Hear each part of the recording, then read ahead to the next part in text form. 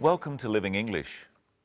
Today, we'll be looking at letters and messages and the best way to ask someone to do something. First, here's the latest episode of our drama, Sisters and Brothers. Steve is taking Anne back to her hotel after their day at the wildlife park.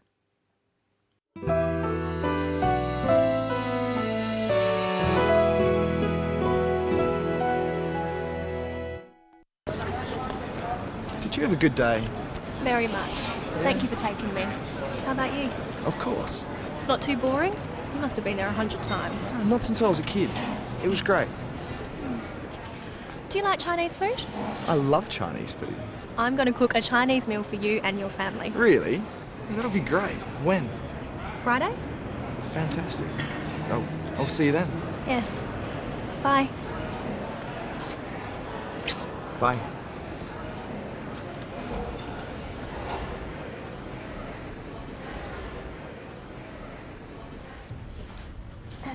Excuse me.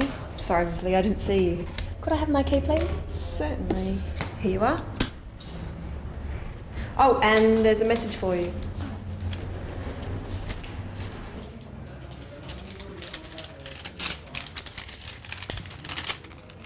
Dear Ms. Lee, please call my office. I have some news for you. John Barber, private investigator. What did the message say again? Let's have a closer look. The message says, Dear Ms. Lee, please call my office. I have some news for you. John Barber, private investigator. when we write letters, we start by writing Dear and then the name of the person we are writing to. In this case, Ms. Lee. Notice that her formal title, Ms. Lee, is used. We'll look more closely at formal letter writing later in the program. First, let's see how Anne gets the attention of the clerk. Excuse me. Sorry, Miss Lee, I didn't see you. Anne said, "Excuse me." We say, "Excuse me," when we want to get someone's attention. Try saying it with the clip. Sorry, Miss Lee, I didn't see you. Excuse me. Sorry, Miss Lee, I didn't see you. Now listen to Anne asking for her key. Could I have my key, please? Certainly. Remember that we looked at using could I to make requests in an earlier episode. The best and most polite way to ask people to do things for you is to make requests. You have to be careful that your request doesn't sound like an order. You say could I at the beginning and please at the end. Could I have my key, please? If you don't say please, a request can sound like an order. Could I have my key? It's always best to add please. Another formal way to make this request is to say, may I have my key, please? Watch the clip and try saying, could I have my key, please, with Anne. Could I have my key, please? In our next clip, there's also something we've looked at before on Living English, the expression going to. See if you can remember what it means. I'm going to cook a Chinese meal for you and your family. Anne said, I'm going to. She means that she will cook a Chinese meal in the future, but she hasn't decided exactly when. Listen to what she says about when she is going to cook the meal. I'm going to cook a Chinese meal for you and your family. Really? That'll be great. When? Friday? She says, Friday? Notice the inflection in her voice. Friday? She's not completely sure. If she was sure, she would say it like this, Friday. Using this kind of inflection indicates that we are not certain. Try saying Friday after Anne. Really? That'll be great. When? Really? That'll be great. When? Friday? Now listen to the way Steve and Anne say goodbye. Fantastic. Oh, I'll see you then. Yes. Bye. Bye is a casual way of saying goodbye. It's like saying see you later or see you. Fantastic. Oh, I'll see you then. Yes. Bye. Now let's go from the informal to the formal. Informal means casual, friendly, not official. Formal means official, not casual. Usually, formal letters are to people you don't know. For example, a job application or something related to work. You always start with something called a salutation. You write "Dear," followed by the formal name of the person you are writing to. If you were writing to me, you would write "Dear Mr. Whittle." If you don't know the name of the person you're writing to, write "Dear Sir" or "Madam." When you finish the letter, you write "Yours faithfully," followed by your name. If you use the person's name, it's the custom to write "Yours sincerely," followed by your name. It's time to say hello to Michelle. Hello, Michelle. Hello, Brenton. Hello, everyone. Do you write letters? Not very often. I use email and text messaging. Excuse me, I have a message now. What does it say? Please pick up milk. What does that mean? It means that my friend wants me to buy some milk on the way home after work. People don't use lots of words for messages and they leave some out. It still says please. Yes, that's because it's a request, not an order. How would you make the same request in ordinary speech? Say it after me. Could you pick up some milk, please? Let's listen again to Anne making a request. Could I have my key, please? Certainly. Here you are. Here you are. You say, here you are, when you give people things. Give it a try. Ask me for something. Okay. Could I have your phone, please? Yes. Here you are. Thank you. Now it's your turn. Say, here you are, with the clip. Could I have my key, please? Certainly. Could I have my key, please? Certainly. Here you are. Nice phone.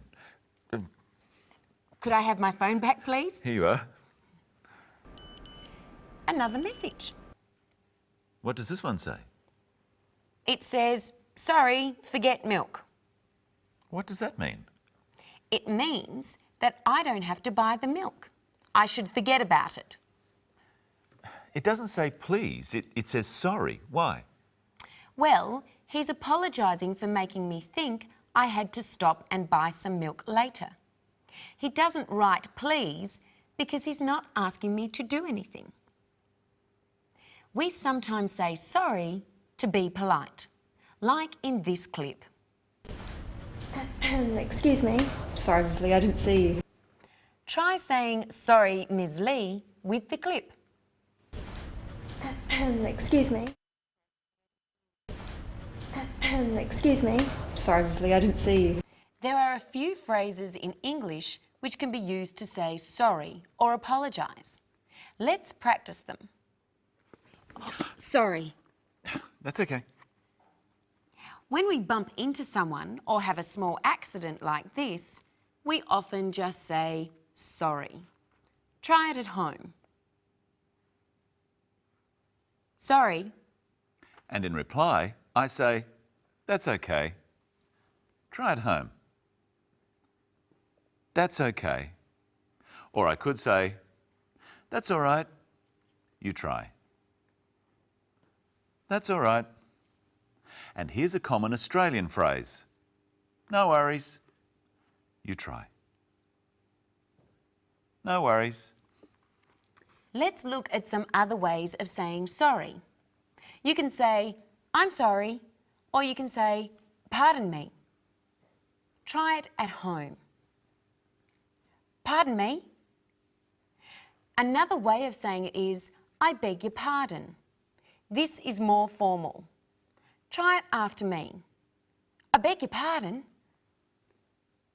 This is a more serious apology. Like this. I beg your pardon. I'm so sorry. No worries.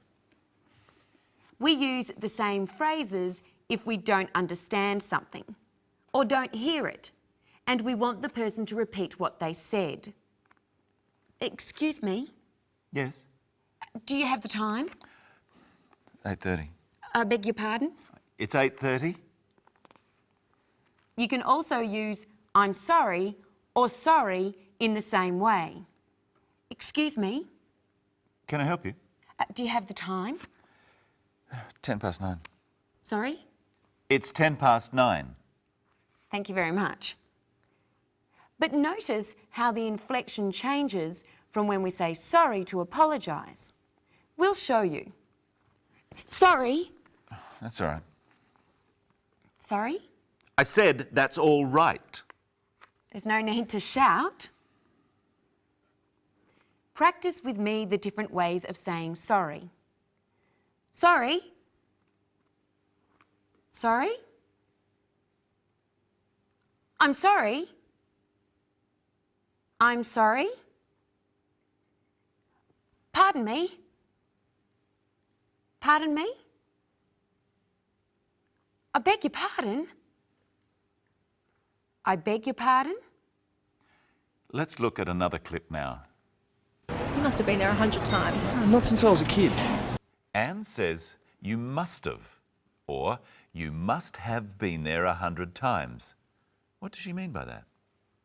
She thinks it's certain that Steve has visited the wildlife park many times before. So I could say to Brenton, you must have seen a kangaroo before. Yes, I have. And Michelle, you must have been to Sydney. Yes, I have. Try at home saying you must have. First, been to the zoo. You must have been to the zoo. Flown in a plane. You must have flown in a plane. Had an ice cream. You must have had an ice cream before. There's one thing in that clip that's confusing, Michelle. What's that? Well, let's watch again. You must have been there 100 times. Not since I was a kid. Steve says, not since I was a kid. But a kid is a baby goat, isn't it? Yes. But kid is also slang for young boy or girl. So what are the other words for people at different ages? Well, we start off as a baby. The plural is babies. Then when we start to walk, we're called toddlers. Young boys and girls are called children. One is called a child. And then we are called teenagers, from the age 13 to 19. And then adults. And that's all we have time for today. Next time, we'll look at reporting the past and using did and didn't.